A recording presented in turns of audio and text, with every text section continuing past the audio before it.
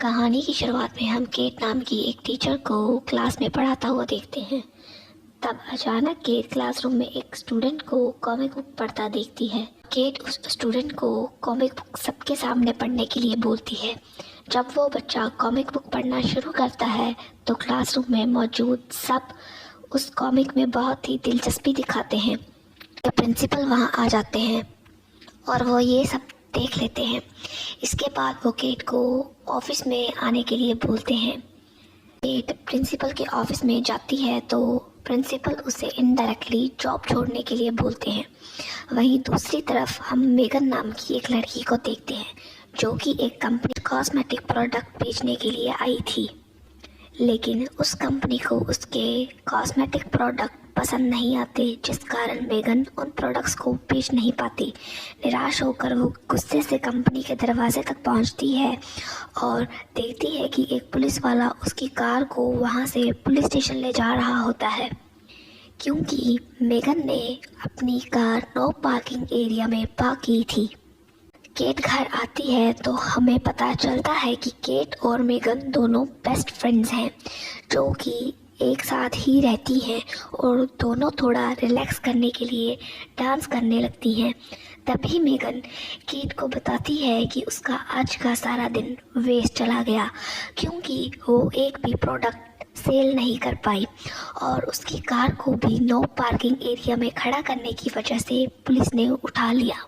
Cat उसे बताती है कि प्रिंसिपल ने भी उसे जॉब छोड़ने के लिए बोला है।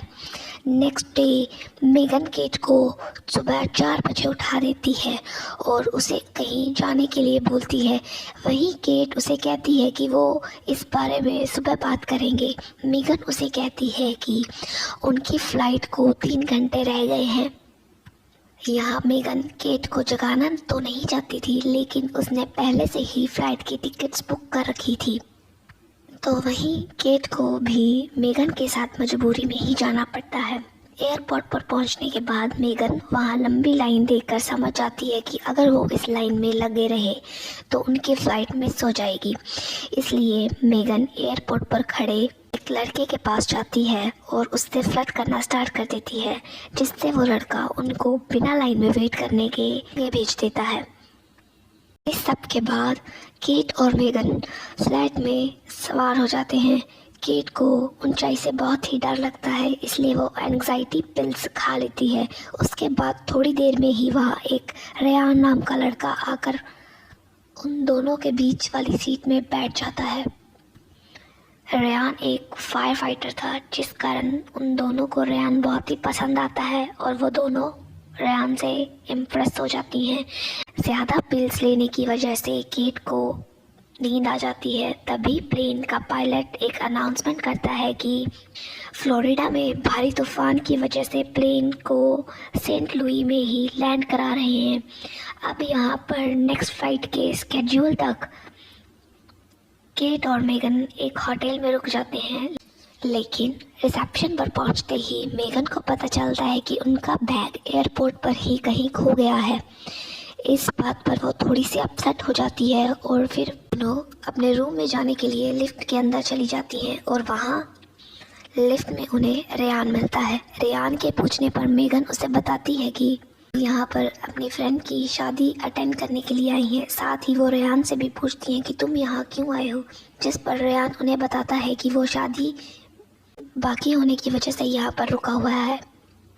और यहीं पर रेयान उनसे शाम को ड्रिंक पर चलने के लिए पूछता है और वो दोनों मान भी जाती हैं। इसके बाद वो दोनों रूम में पहुंचने पर मेगन केट से कहती है कि उसके बैग गुम हो जाने के कारण शाम को पहनने के लिए उसके पास कुछ नहीं था। अपनी कोई ड्रेस मुझे दे सकती हो? तो केट उसे ये कहकर मना कर देती है कि मेरे पास भी एक ही ड्रेस है। शाम को केट मेगन को बिना बताए ही रेयान से मिलने अकेले ही चली जाती है। रेयान केट को मेगन के बारे में पूछता है।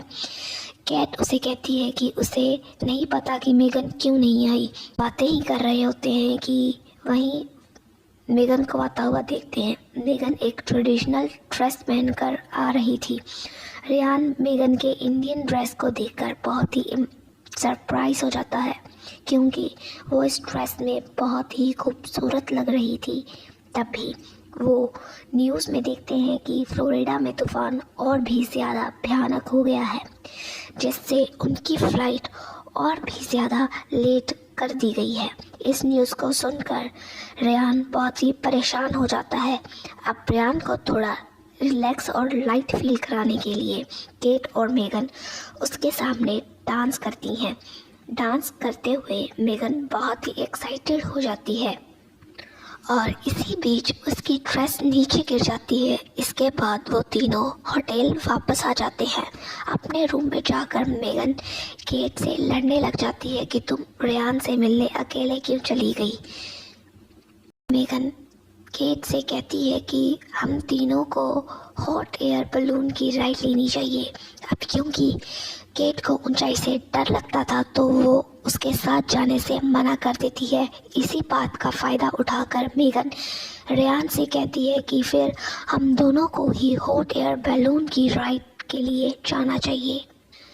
लेकिन केट मेगन को अकेले रेयान के साथ जाने नहीं देना चाहती थी, इसलिए वो उनके साथ जाने के लिए तैयार हो जाती है। बैलून का कैप्टन थोड़ी ऊंचाई पर जाने पर उन्हें बताता है कि वो 500 फीट की ऊंचाई पर पहुंच गए हैं। ये सुनते ही केट और भी ज़्यादा डर जाती है। केट को डरा हुआ देखकर रेयान उसे शांत करने की कोशिश करने लगता है। इसके बाद मेगन शैंपेन की बोतल खोलने लगती है। इसी बीच शैंपेन की बोतल का ढक्कन सीधा ज़मीन पर लगकर कैप्टन की आंख में लगता है। उसे कुछ भी दिखाई नहीं दे रहा था, इसलिए वो बिना देखे ही हॉट एयर बैलून बच्चों की पार्टी में लैंड कर देता है। इसके बाद वो तीनों होटल में चले जाते हैं। होटल में जाते ही रेयान उन्हें कहता है कि वो स्विमिंग करने के लिए जा रहा है। केट एंड मेगन रेयान को इम्प्रेस करने के लिए बहुत ही छोटी ड्रेस पहनकर आ जाती हैं और दोनों एक साथ ही पूल में जंप कर देती हैं। लेकिन पूल में जोर से जंप करने की वजह से मेगन की आंख पर चोट लग जाती है। वो दोनों उस होटल के कैफ़े में बैठी हुई होती हैं, जहाँ केट रेयान को एक बैग के साथ कहीं पर जाता देखती है। तो वो दोनों जल्दी से उसके पास पहुंच जाती हैं और उससे पूछती हैं कि तुम कहाँ जा रहे हो। रेयान उनको बताता है कि वो एक वेडिंग में जा रहा है, जिस पर मेगन और केट रेयान से उसके साथ चलने को पूछती हैं और रेयान उन्हें हाँ बोल देता है। जिसके बाद वो तीनों एक कार में बैठते हैं, जिसके ड्राइवर का नाम क्रैग था। क्रैग को मेगन बहुत ही पसंद आती है। रास्ते में मेगन रेयान के हाथ पर लोशन लगाती है, क्योंकि उसके हाथ पर मामूली सी चोट लग गई थी। लेकिन ये देखकर केट मेगन से जेलस फील करती है। वो क्रैग और रेयान को मेगन की बचपन की फ़ोटो दिखाते उसका मजाक बनाने लगती है। कुछ टाइम बाद क्रैग गाड़ी में फ्यूल फिल कराने के लिए एक फ्यूल स्टेशन पर कार को रोकता है। वहाँ केट वॉशरूम चली जाती है, लेकिन वहाँ मेगन वॉशरूम का डोर बाहर से बंद कर देती है, क्योंकि वो केट से अपनी इंसल्ट का बदला लेना चाहती थी। केट किसी तरह वॉशरूम से विंडो के थ्रू बाहर आ जाती है, लेकिन उसके सारे कपड़े गंदे हो चुके थे। केट की ऐसी हालत देखकर रेयान केट से पूछता है कि उसके कपड़े कैसे गंदे हो गए, जिस पर केट गुस्से से बोलती है कि कोई डोर को बाहर से लॉक कर गया था। ये कहते ही वो ज़मीन से एक वाटर पाइप को उठाकर खुद को साफ करती है। इसके बाद वो चारों वेडिंग के लिए निकल पड़ते हैं। रास्ते में केट रेयान को अपनी तरफ लाने के लिए उसे कहती है कि मेरे कंधे पर चोट लग गई है, जिस पर रेयान केट के कंधे पर मसाज करने लगता है। ये सब देखकर मेगन गुस्से से भर जाती है और वो वाइन की बोतल में स्लीपिंग पिल मिलाकर केट को पीने के लिए देती है। लेकिन केट जान चुकी थी कि ये मेगन की एक नई चाल थी। यहाँ पर क्रेग मेगन के हाथों वो बोतल लेकर पूरी पी जाता है। कुछ वक्त बाद मेगन, रेयान और केट सो जाते हैं। इसी बीच क्रेग को भी ड्राइव करते समय नींद आ जाती है। थोड़ी दूर जाकर उनकी कार का एक्सीडेंट हो जाता है। एक्सीडेंट की वजह से उन चारों को एक होटल में रात बितानी पड़ती है। जब केट कार से नीचे उतरने लगती है तो वो उस कार में पड़ी उस खाली बोतल में नींद की गोलियां दिखाई देती हैं, जिस वजह से केट मेगन से बहुत ही नाराज़ हो जाती है और वो मेगन से अलग होटल में रूम ले लेती है। होटल में देर रात को केट जब एक मशीन के पास कोल्ड ड्रिंक लेने के लिए आई थी तो रेयान भी उसे वहीं मिल जाता है। रेयान केट से कहता है कि मैं हर वक्त मेगन के साथ होने की वजह से तुमसे अकेले में बात नहीं कर पा रहा था। इतना कहते ही रेयान केट को किस करता है। वहीं दूसरी ओर मेगन अकेले बैठी होती है कि क्रैग उसके पास आ जाता है। वो दोनों काफ़ी लंबे टाइम तक एक दूसरे से बात करते हैं। नेक्स्ट मॉर्निंग ब्रेकफास्ट करते हुए मेगन केट से कहती है कि हमें एक लड़के के लिए अपनी दोस्ती ख़राब नहीं करनी चाहिए। वहीं बातों बातों में मेगन केट को ये बता देती है कि रेयान के साथ होटल में इंटीमेट हो चुकी है। ये सुनकर केट हैरान होकर कहती है कि कल रात रेयान मेरे साथ भी इंटीमेट हुआ था, जिस पर दोनों एक दूसरे पर गुस्सा करती हैं कि तुम मेरे बॉयफ्रेंड के साथ इंटीमेट कैसे हो गई। इसी दौरान वो दोनों एक दूसरे से हाथापाई करने लगती हैं कि इसी बीच उन दोनों पर एक कपबोर्ड आकर गिर जाता है।